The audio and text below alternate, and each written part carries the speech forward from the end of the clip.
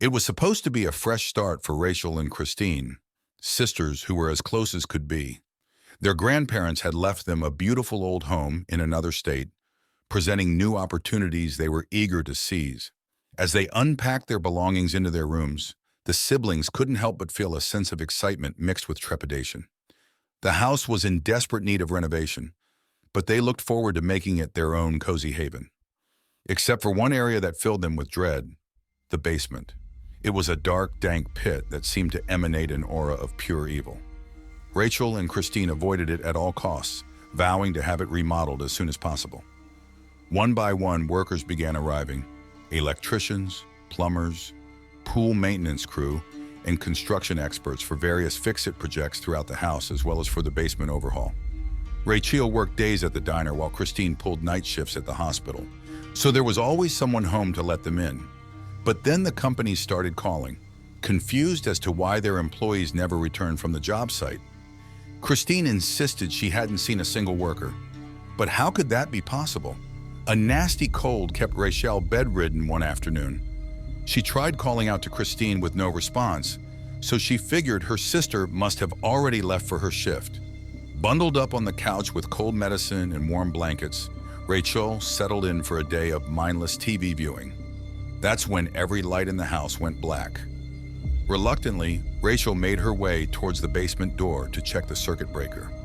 To her shock, the door was already ajar, cold air seeping out from the inky shadows below. "Christine?" Rachel called out, her voice wavering with fear. "Are you down there?" No response, just the faint sound of chewing, gnawing. Her heart pounding, Rachel felt herself being drawn further and further into the icy depths. That's when she saw it. Hulking shapes in the darkness. No, not shapes, bodies. The half-eaten remains of the workers she had naively assumed had simply been negligent. A bone-chilling growl made Rachel's blood turn to ice in her veins. Slowly, she turned towards the ungodly sound and came face to face with her beloved sister. But Christine was no longer the sweet, gentle girl Rachel had known all her life. Christine's face was twisted into a horrific, demonic sneer, her mouth smeared with blood and bits of flesh from her latest victim. Her eyes burned with an inhuman, ravenous hunger as she inched towards her terrified sister, licking her lips hungrily. Rachel opened her mouth to scream, but no sound came out. She was paralyzed, unable to flee as her own flesh and blood, now a nightmarish aberration, closed in for the kill. The last thing Rachel saw was Christine's razor-sharp fangs descending towards her throat. Bracing for the inevitable, she squeezed her eyes shut and awoke with a blood-curdling gasp, sitting bolt upright on the couch. The TV played loud static, filling the dimly lit living room.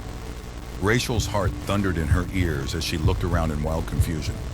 Had it all been a fever dream? A horrific hallucination brought on by her nasty cold and an overactive imagination? The familiar surroundings seemed to confirm that eerie possibility. But as her breathing slowed, Rachel noticed something quite off about the living room.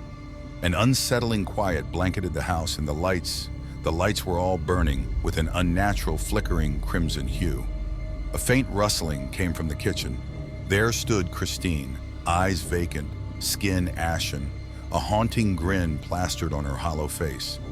Clutched in her bone-white hands was a steel butcher knife, the blade dripping with fresh blood that spattered the floor.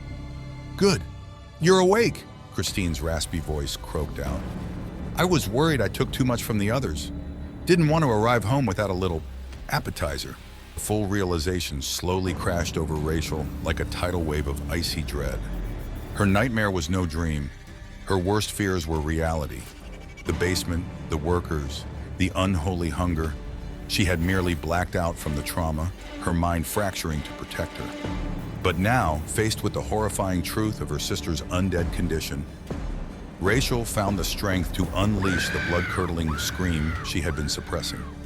As Christine advanced, steadily, unstoppably, Rachel knew this time there would be no waking from this eternal night terror.